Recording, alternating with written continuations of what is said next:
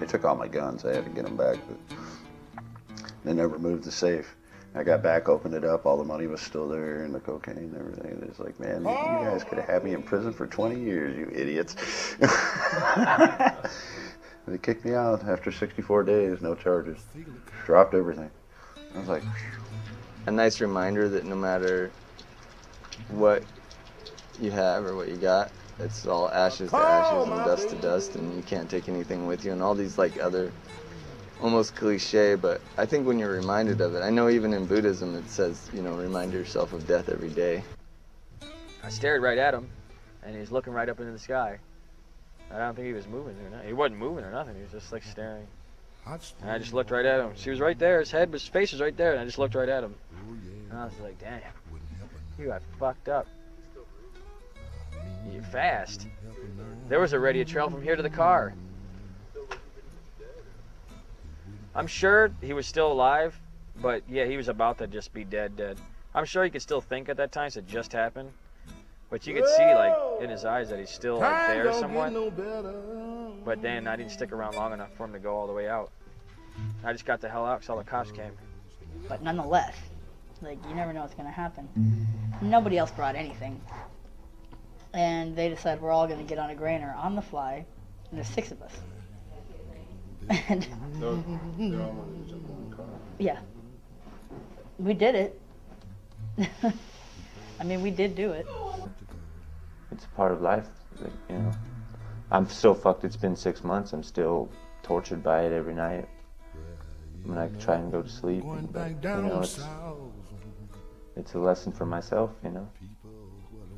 Like maybe I need to. I don't know what the lesson is. Probably won't know it for a long time.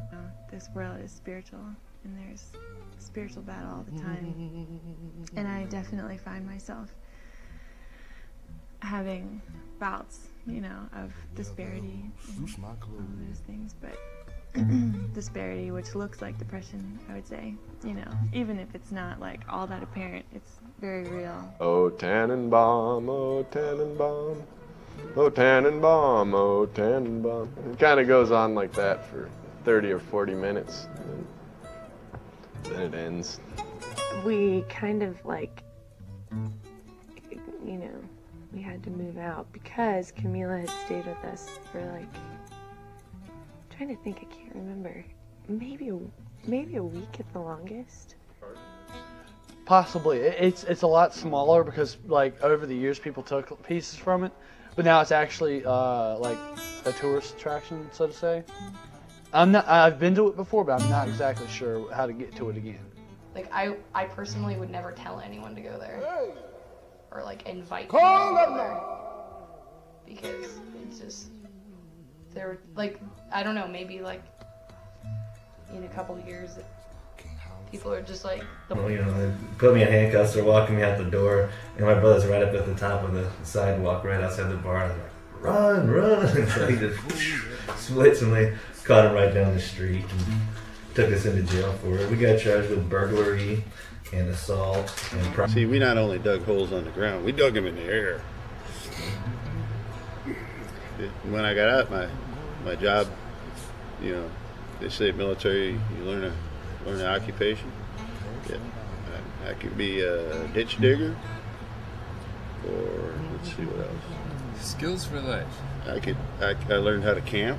There you go. Like I didn't know. My dad taught me that when I was a kid. The Army is basically trained to be a hobo. Trained to be a tramp. See the world. See what the woods look like all over the world. Learn about bridge construction. Engineering. Learn how to get out of the rain. Hit the nearest truck stop. Shit, man. What a joke that was. You went to Grenada though, didn't you? Yeah. Honduras. Panama. Was that when all that stuff was going down there? Honduras, we were down there before that. We were down there just training people. You know.